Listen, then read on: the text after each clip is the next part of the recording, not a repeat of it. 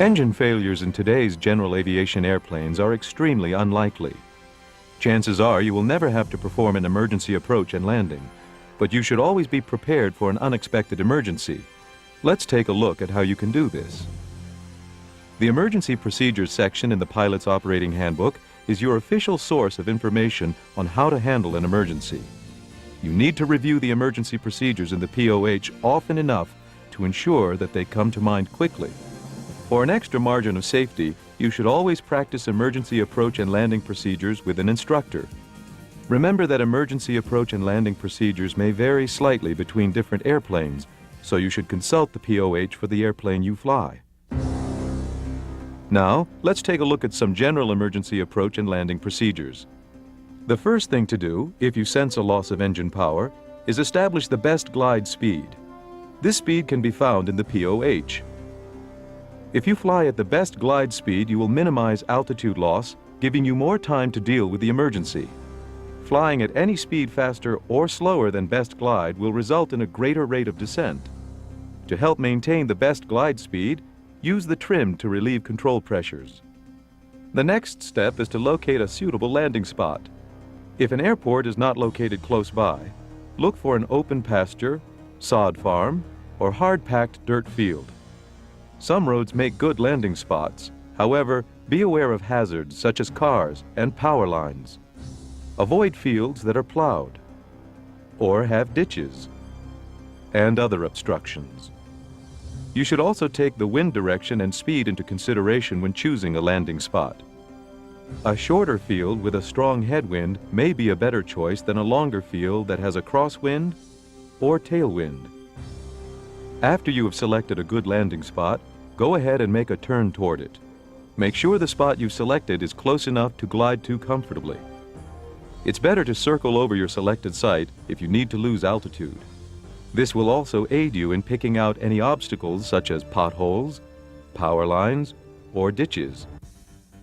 If you have time while gliding down to your landing spot, you should attempt to figure out what's wrong with the engine. In case ice has formed in the carburetor, pull the carburetor heat to the on position. Verify that the fuel selector is in the both position.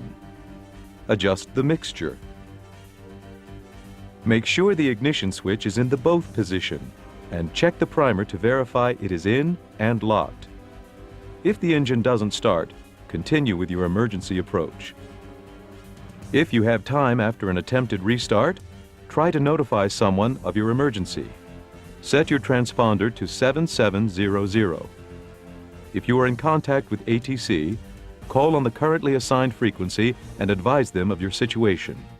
If not in contact with ATC, make a radio call on 121.5. Mayday, mayday, mayday, 52241, says the 172, engine failure. Forced landing 5 miles southeast of Kiowa, one on board. If possible, try to set up your emergency approach just like a normal approach with downwind, base, and final legs. Your downwind position should be about 180 degrees from where you want to touch down. Once you are assured of making your selected landing site, begin to secure the airplane to reduce the risk of fire. Cut the fuel to the engine by bringing the mixture to idle cutoff.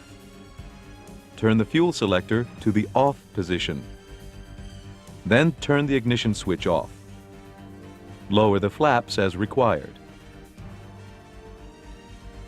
And then turn the master switch off.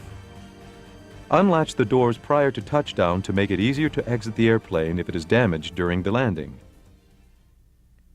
In a real emergency, be prepared to touch down on a surface that is much rougher than what you're used to. Hold back pressure on the yoke to lower the nose wheel slowly. This will reduce the chance of the airplane flipping over if the surface is soft. Apply the brakes as needed. On a short field, you may need to apply the brakes heavily. Practice emergency approaches will typically end by going around once you are assured of making the selected landing spot.